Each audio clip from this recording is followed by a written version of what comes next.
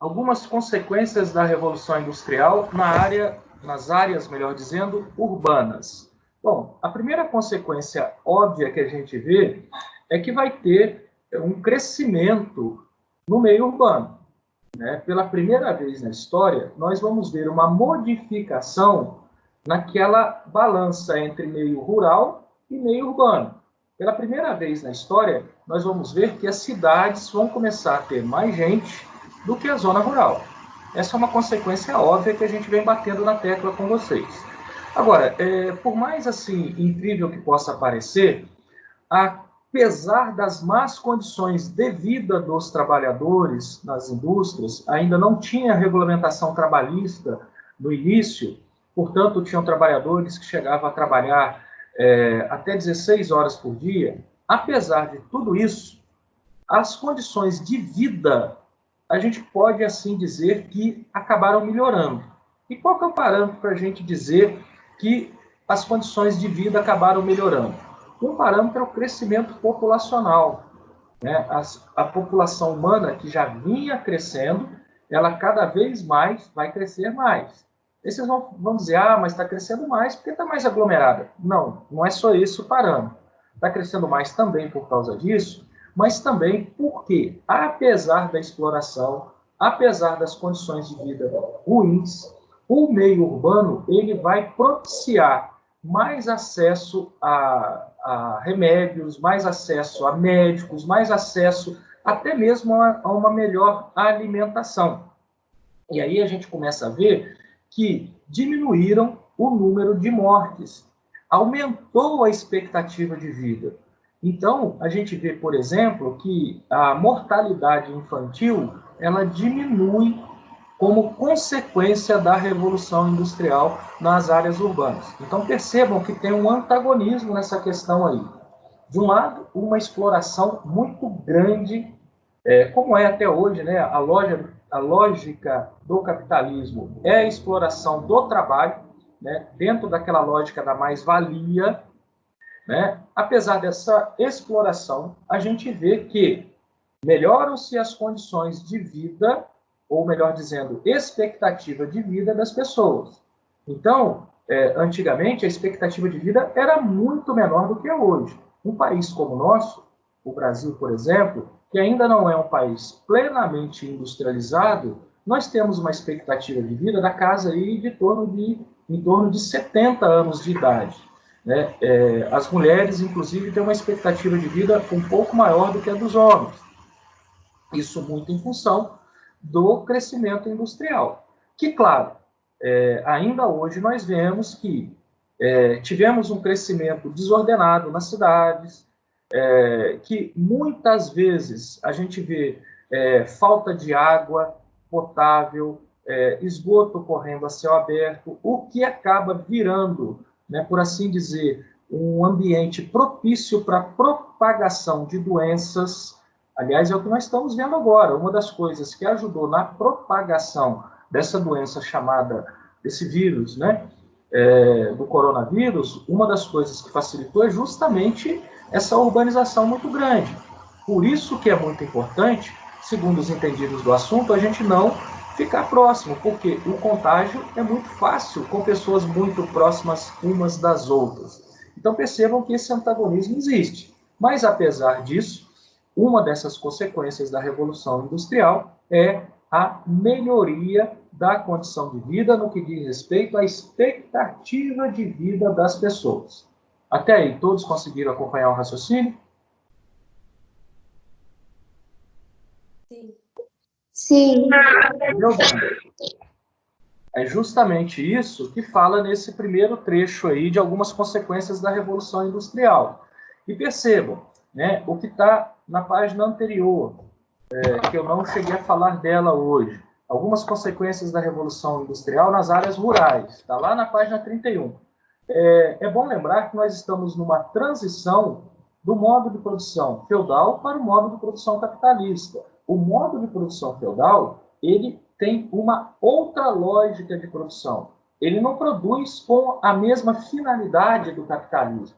Então, no meio rural, o que vai acontecer também é um aumento da produtividade, que ela começa a deixar de ser uma produção autossuficiente para uma produção visando o mercado. Ou seja, cada vez mais o meio rural ele vai produzir com excedente. Por quê? Porque ele vai visar a coisa que o capitalismo visa sempre, o lucro.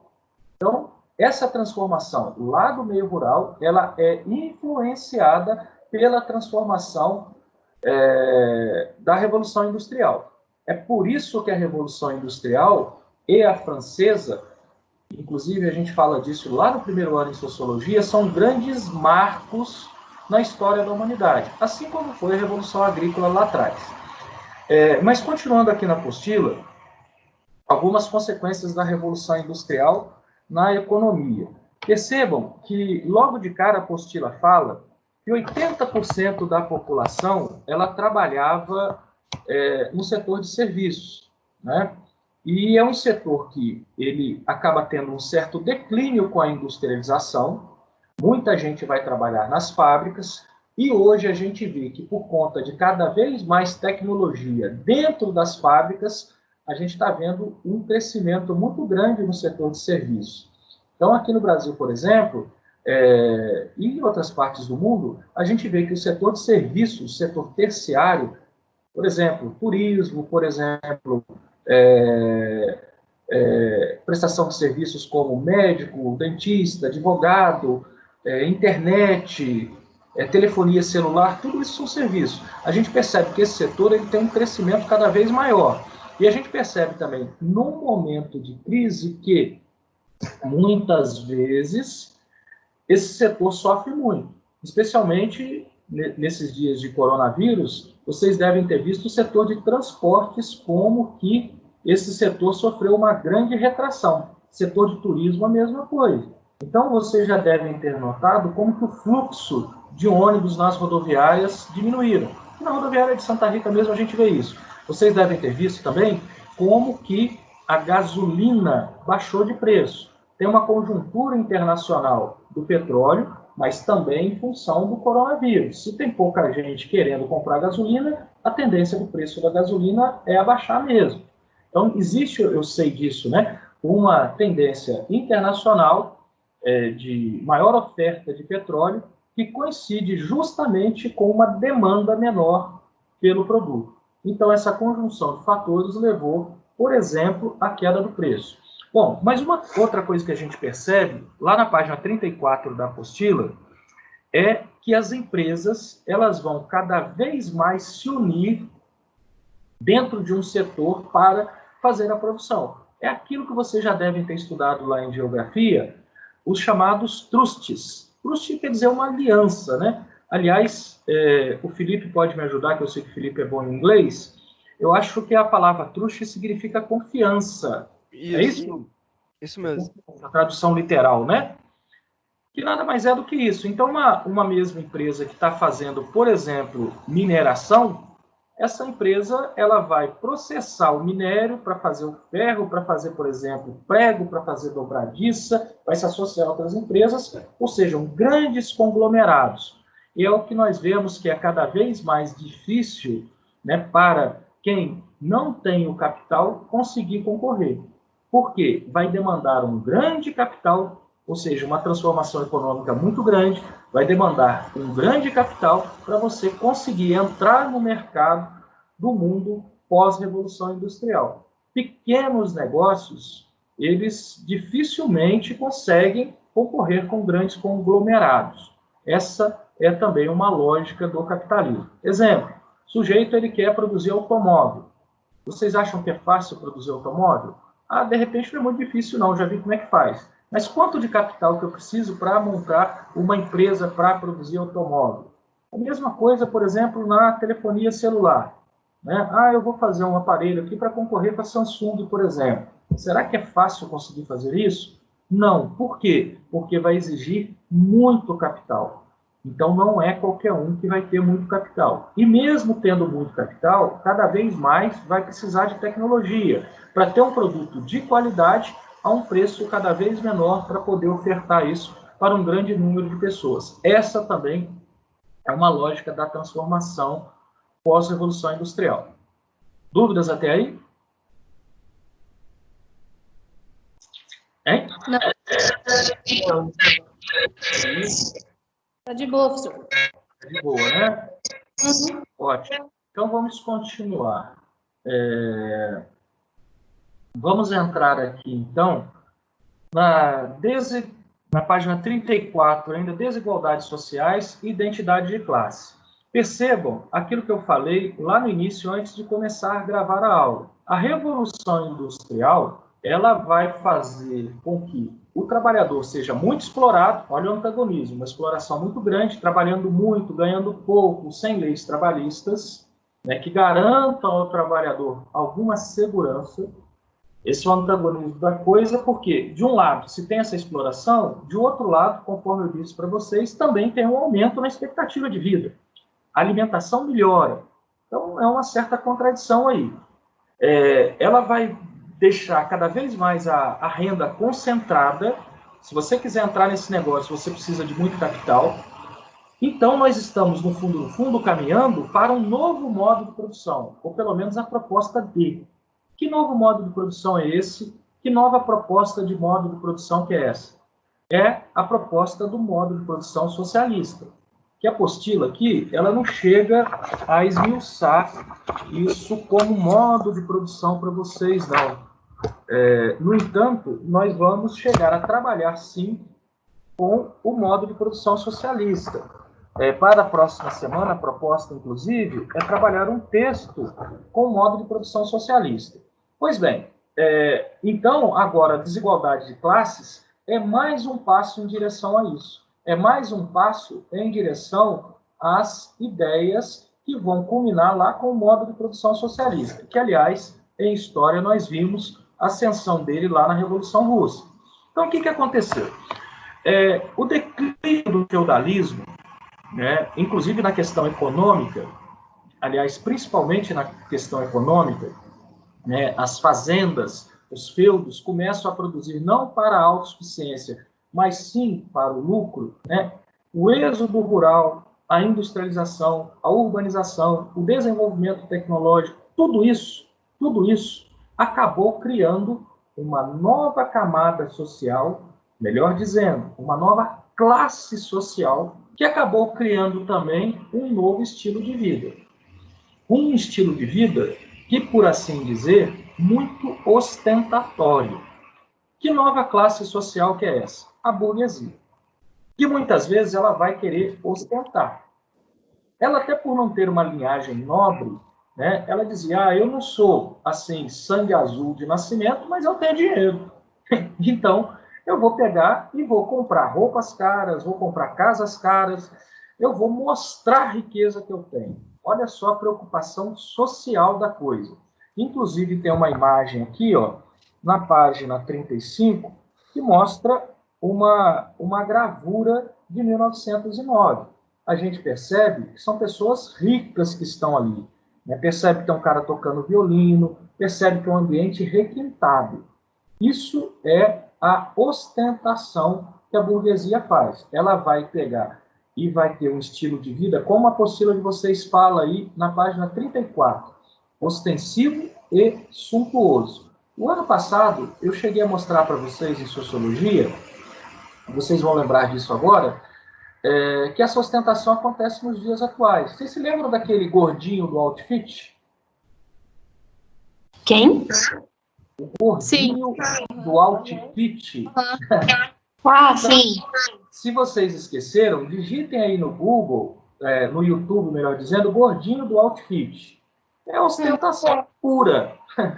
É o sujeito ostentando lá um cinto de R$1.000, um tênis de sei lá quanto, uma calça, uma carteira. Daí esse vídeo finaliza justamente com um gordinho que é uma figuraça.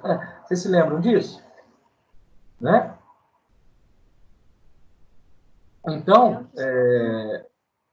beleza. Então, isso é nos dias atuais a ostentação que começou lá atrás. Esse estilo de vida no mundo ocidental, ele acaba sendo, assim, determinante, eu empreguei a palavra errada, esse estilo de vida que nós vivemos hoje, ele acaba se consolidando, melhor dizendo, na década de 1920, com aquilo que nós estudamos lá em História, o American Way of Life, o estilo de vida americano. E hoje nós vivemos muito, né, influenciados por aquilo, onde viver bem significa consumir sempre mais. Esse estilo começa com essa burguesia que ela precisa, ela tem essa necessidade social de mostrar aquilo que ela tem. E hoje em dia, de certa forma, muitas vezes nós somos influenciados por isso.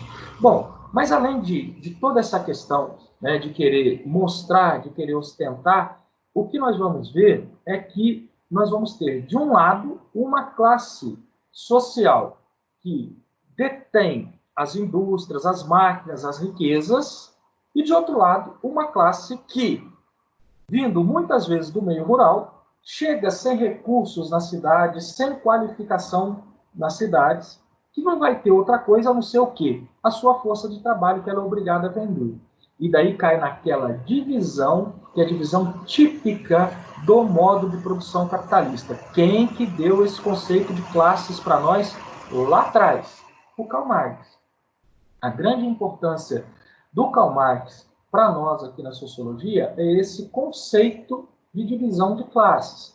De um lado, uma que detém os meios de produção, as fábricas, as máquinas, as fazendas, as instituições financeiras, e, por assim dizer, vão ter condição de ter muita grana, e, de outro lado, uma que não tem, que é a classe dos trabalhadores. Percebam, então, que nós estamos caminhando justamente para aquilo que a gente vai lá na página 36, que é o movimento operário, que vai reivindicar cada vez mais melhores condições de vida para os trabalhadores que, por assim dizer, começam a se ver muito explorados. E começam a ter também já ideologias se contrapondo a esse modo de produção capitalista. Eu estou falando já do pensamento de Karl Marx, que vai propor que os meios de produção sejam socializados, portanto, que os meios de produção não fiquem em função apenas de um determinado grupo, mas sim em função de toda a sociedade. Nada mais é do que caminhando para a proposta de uma revolução socialista, ou seja, caminhando para o modo de produção socialista. Então, o movimento operário, ele no fundo, né, ele tem assim como plano de guerra, plano de luta, como meta, uma sociedade mais justa e igualitária. Percebam que isso fere a lógica do capitalismo. No fundo, o capitalismo ele não está muito preocupado com uma sociedade mais justa e igualitária. O dono do capital ele está preocupado com o lucro. Se a sociedade não é tão justa, não é tão igualitária, muitas vezes ele vai dizer, isso não é problema meu. Isso é problema do mundo, que é do jeito que é.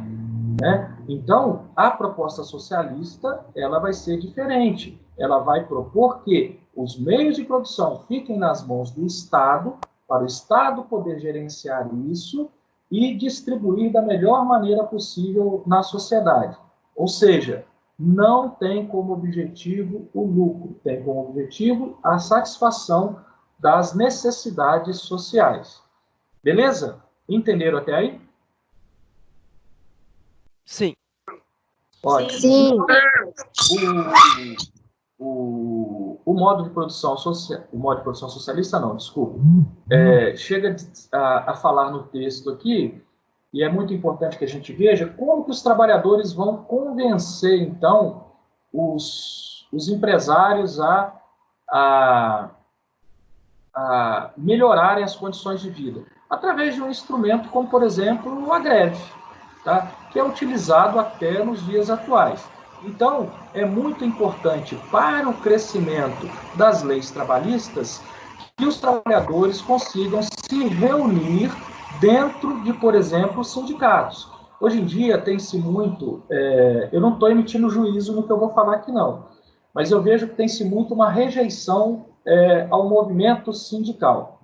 Verdade, tem-se muito essa rejeição. Tem muita gente que fala que sindicato junta lá, o pessoal não trabalha e recebe.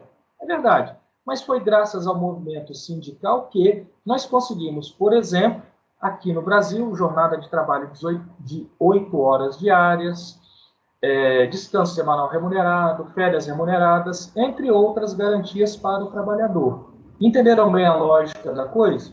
De novo, um certo antagonismo. As pessoas xingam, nos dias atuais, muitas vezes, os sindicatos, mas elas esquecem que muito daquilo que elas têm enquanto conquista como trabalhador veio graças a esses movimentos sindicais lá de trás que conseguiram, através de mobilização dos trabalhadores, por exemplo, com greves, forçar o empresário a melhorar as condições.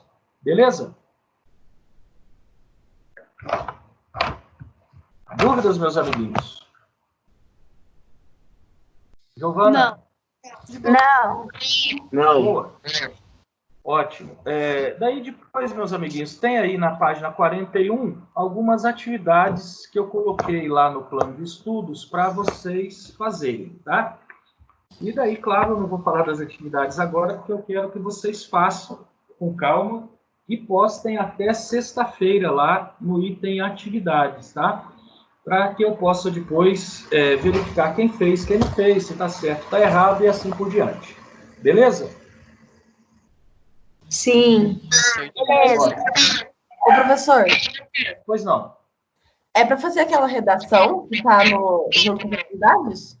Não. Inclusive, se você verificar lá, que está proposto em Sociologia, está falando assim, ó, que é para fazer os exercícios 1, 2, 3 e 5. O 4 não precisa fazer. Ah, É justamente o que você perguntou. Tá? Se você der uma lida com atenção lá, você vai ver que não é para fazer. Mas se você quiser fazer, até mesmo para treinar aí, para redação, pode fazer. Tá? Mas não é o que eu vou avaliar, tá bom? Tá, obrigada.